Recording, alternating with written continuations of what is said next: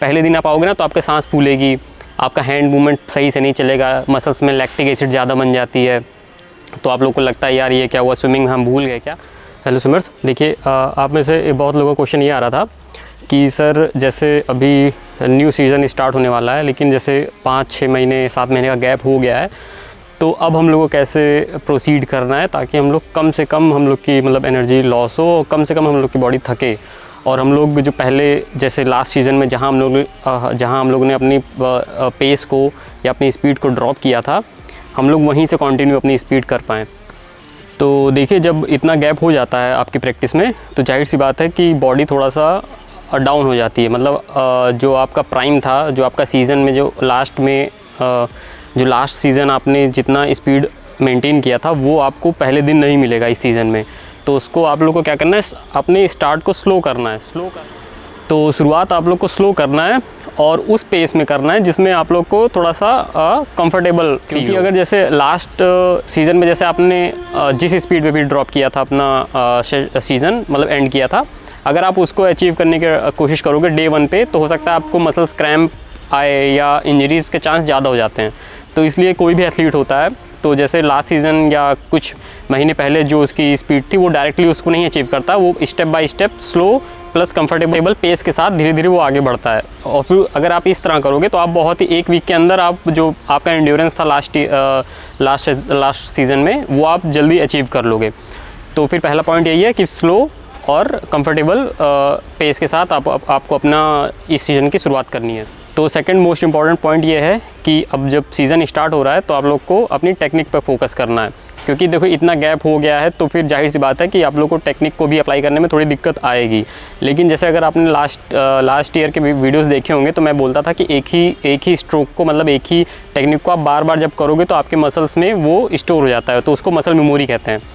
तो वो muscle memory अब इस सीज़न में आप लोगों को काम करेगी, क्योंकि जैसे आप वो टेक्निक को अप्लाई करोगे 1-2 दिन में, तो तीसरे चौथे दिन वो आपका जो लास्ट ईयर जो आपका हैंड मूवमेंट वगैरह चलता था, वो वापस से आप लोग को देखने को मिलेगा, और फिर आप अच्छे से अपनी स्ट्रोक को कंटिन्यू कर पाओगे, अपनी प्रैक्टिस को और अच्छे से आप लोग बेहतर कर पाओगे। और टेक्निक के साथ करने में यही फ़ायदा होता है कि जो आपकी स्विमिंग की एफिशिएंसी होती है, प्लस जो आपका एनर्जी लॉस होता है मसल का,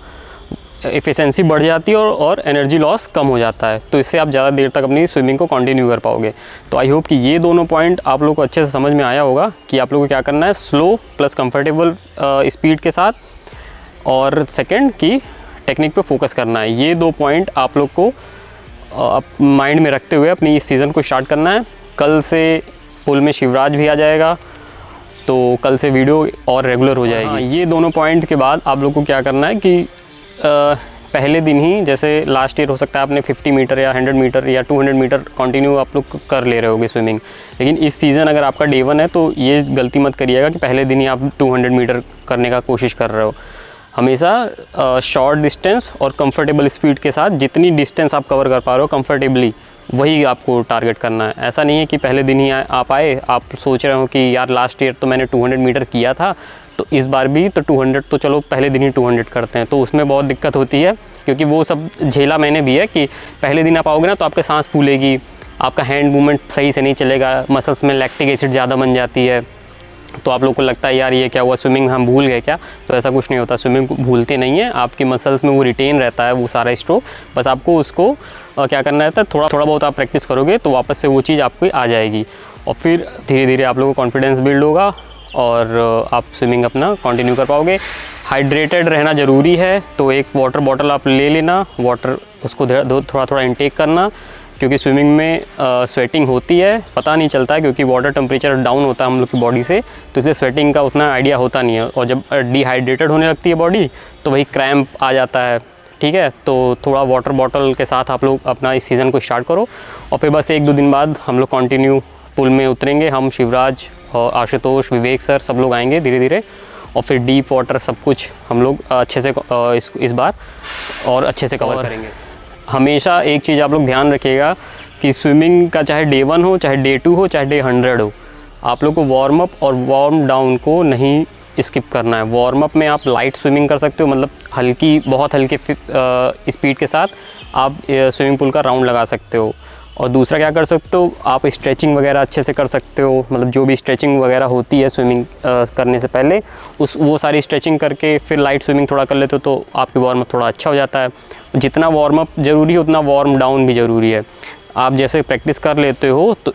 जैसे आप प्रैक्टिस मान लो आपने किया है,